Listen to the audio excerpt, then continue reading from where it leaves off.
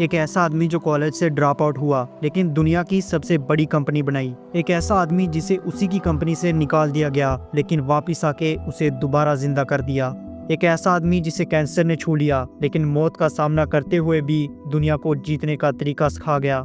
12 जून 2005 Stanford university की stage पर Steve jobs ने दुनिया की सबसे लेजेंडरी स्पीच दी। एक स्पीच जो आज भी हर उस इंसान के लिए है जो कुछ बनने का सपना देखता है। और मैं नहीं चाहता कि दुनिया की इतनी अच्छी स्पीच कोई लैंग्वेज बैरियर की वजह से छोड़ दे। तो आज इस स्पीच को मैं हिंदी में आप सबके सामने लाया हूँ। तो आज सारे अल्फाज होंगे स्टीव जॉब्स के, मैं उन्हें सिर्फ अपनी आवाज़ दूंगा। तो चलिए शुरू करते हैं। मैं आज यहाँ आके बहुत ही ऑनर्ड महसूस कर रहा हूँ। आपके ग्रेजुएशन के दिन दुनिया की एक बेस्ट यूनिवर्सिटी में मैं कभी कॉलेज से ग्रेजुएट नहीं हुआ।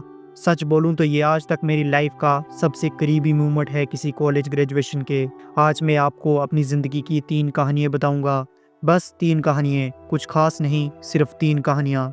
पहली कहानी, डॉट्स को कनेक्ट करना। मैंने रीड कॉलेज सिर्फ 6 महीने में छोड़ दिया लेकिन अगले 18 महीनों तक वहाँ छुप कर क्लासेस अटेंड करता रहा। तो मैंने कॉलेज क्यों छोड़ा? सब कुछ मेरी माँ और पापा से शुरू होता है। उन्होंने मुझे अडॉप्टेशन के लिए दिया था।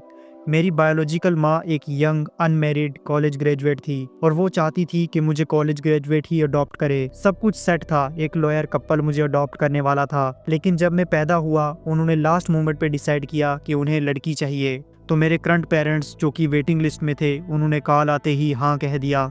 लेकिन मेरी बायोलॉजिकल माँ ने ये जानने के बाद कि उनके पास कॉलेज डिग्री भी नहीं है, अडॉप्टेशन पेपर साइन करने से मना कर दिया। उन्होंने कुछ हफ्तों के बाद तब साइन किया जब मेरे पेरेंट्स ने प्रॉमिस किया कि मैं कॉलेज जाऊंगा।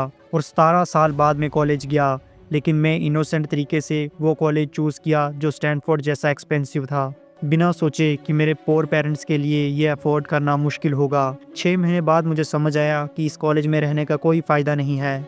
मुझे कुछ आइडिया नहीं था कि मैं ज़िंदगी में क्या करना चाहता हूँ और ये भी नहीं कि ये कैसे मेरी मदद करेगा। और मैं अपने पेरेंट्स का पैसा वेस्ट नहीं करना चाहता था। सो आई ड्रॉप्ड आउट। उस वक्त तो डरा हुआ था लेकिन बाद में देखा तो ये बेस्ट डिसीजन था, क्योंकि ड्रॉप आउट करने के बाद मुझे वो सब क्लासेस लेने की फ्रीडम मिली जो मुझे इंटरेस्टिंग लगती थी, जैसे एक कैलीग्राफी क्लास। उस वक्त रीड कॉलेज में शायद दुनिया का बेस्ट कैलीग्राफर इंस्ट्रक्शन होता था। हर जगह कैंपस पे ब्यूटीफुली हैंड रिटन पोस्टर होते थे और मैंने सीखा सिर्फ कुछ फॉन्ट्स का डिफरेंस, लेटर स्पेसिंग और टाइपोग्राफी का आर्ट। मुझे कुछ भी प्रैक्टिकल यूज नहीं लगता था उस वक्त। लेकिन 10 साल बाद जब हम पहला मैक बना रहे थे सब याद आया। मैक दुनिया का पहला कंप्यूटर बना जिसमें ब्यूटीफुली टाइपोग्राफी थी। अगर मैं ड्रॉप आउट नहीं करता तो मैक में ये फॉन्ट्स कभी नहीं होते। आप आगे देख के डॉट्स को कनेक्ट नहीं कर सकते, सिर्फ पीछे देख के कर सकते हो।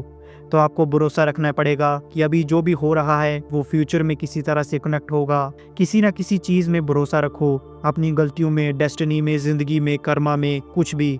ये अप्रोच मुझे कभी डिसअपॉइंट नहीं करती और मेरी ज़िंदगी में सब कुछ इस वजह से बदला। दूसरी कहानी, प्यार और खोजना। मैं लकी था, मैंने जो पसंद किया उसे अर्ली लाइफ में ही पा लिया। मैंने एप्पल को मेरे पेरेंट्स के गैरेज में स्टार्ट किया जब मैं 20 का था। 10 साल में एप्पल $2 बिलियन की कंपनी बन गई, 4000 एम्प्लॉय के साथ। हमने अभी मैक लॉन्च किया था 1 साल पहले, फिर मुझे कंपनी से निकाल दिया गया। आप अपनी बनाई कंपनी से कैसे निकल सकते हो? जब कंपनी बड़ी हो जाती है तो आप टैलेंटेड लोग हायर करते हो। हमने एक आदमी हायर किया जिसे मैं समझता था कि मेरी कंपनी को चलाने में मदद करेगा। शुरुआत में सब अच्छा चला लेकिन बाद में हमारा विजन अलग हो गया और जब हमारी रिफ्ट हुई बोर्ड ने उसका साथ दिया। 30 साल की उम्र में मैं पब्लिकली फायर कर दिया गया, और वो भी जब मैंने अपनी ज़िंदगी की पूरी एनर्जी उस कंपनी में लगाई थी। मैं कुछ महीने तक लॉस्ट रहा। पूरा फील होता था कि मैं अगले जनरेशन का एंटरप्रेन्योर को फेल कर दिया। मुझे लगा मैं सिलिकॉन वैली से भाग जाऊंगा, लेकिन धीरे धीरे मुझे रियलाइज़ हुआ कि मैं अपने काम से अब भी प्यार करता हूँ। जो एप्पल में था वो बस एक इवेंट था, लेकिन मेरी फीलिंग्स उस काम के लिए कभी नहीं बदली। मुझे रिजेक्ट होने की फीलिंग ने मुझे फ्री कर दिया। अब मैं बिगनर की तरह फिर से स्टार्ट कर सकता था बिना किसी प्रेशर के। अगले 5 साल में मैंने Nix.Pixar स्टार्ट किया और एक अमेजिंग वुमेन से मिला जो मेरी वाइफ बनी। पिक्सर ने दुनिया का पहला कंप्यूटर एनिमेटेड मूवी बनाई, टॉय स्टोरी, और अब ये दुनिया का मोस्ट सक्सेसफुल एनिमेशन स्टूडियो है।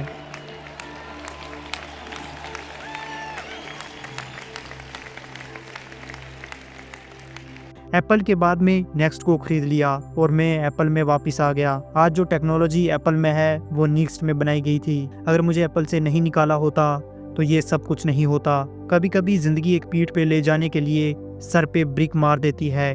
अपना विश्वास मत खोना। मैं श्योर हूँ कि मैं सिर्फ इसीलिए आगे बढ़ पाया क्योंकि मैं अपने काम पसंद करता था। आपको अपना काम ढूंढना होगा, जैसे प्यार पैसा ही काम। अगर अभी तक नहीं मिला तो रुको मत, ढूंढते रहो। जैसे दिल की बात होती है वैसे ही काम भी होता है। जब मिलेगा आपको पता चल जाएगा।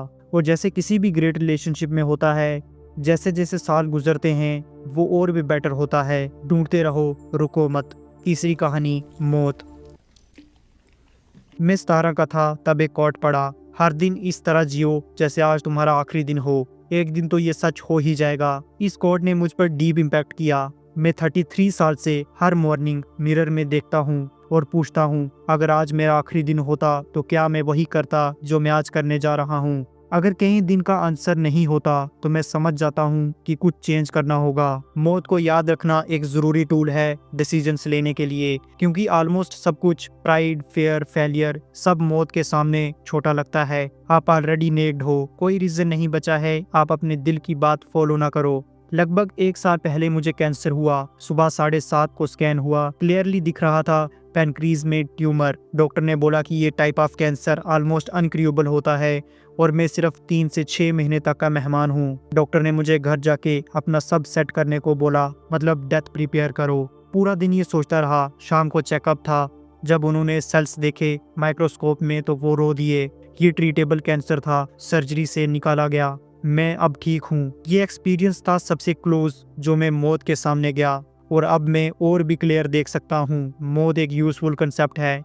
कोई नहीं चाहता मरना, लेकिन सबको मरना पड़ता है। Death is very likely the single best invention of life. It's life change agent. वो पुराने हटाता है, नए के लिए जगह बनाता है। अब आप नए हो, लेकिन एक दिन आप पुराने हो जाओगे और हटा दिए जाओगे। सॉरी इतना ड्रामेटिक हो गया, लेकिन ये सच है। आपका टाइम लिमिटेड है, दूसरों की जिंदगी मत जियो। Do not trapped by dogma, जो दूसरे लोगों की थिंकिंग के रिजल्ट में जीना होता है। अपने इनर वॉइस को मत डुबाओ। सबसे इम्पोर्टेंट, अपने दिल और अपने पैशन को फॉलो करो। वो ऑलरेडी जानता है कि आप क्या बनना चाहते हो। Everything else is secondary. जब मैं छोटा था तब एक मैगजीन होती थी, होल अर्थ कैटलॉग। ये गूगल के ज़माने के पहले का गूगल था। उसके लास्ट इशू के बैक कवर पे लिखा था, स्टे हंग्री स्टे फुलिश। ये उनके फेयरवेल मैसेज था और मैं आपको भी यही कहना चाहता हूँ, stay hungry stay foolish. Thank you all very much. Thank you all very much.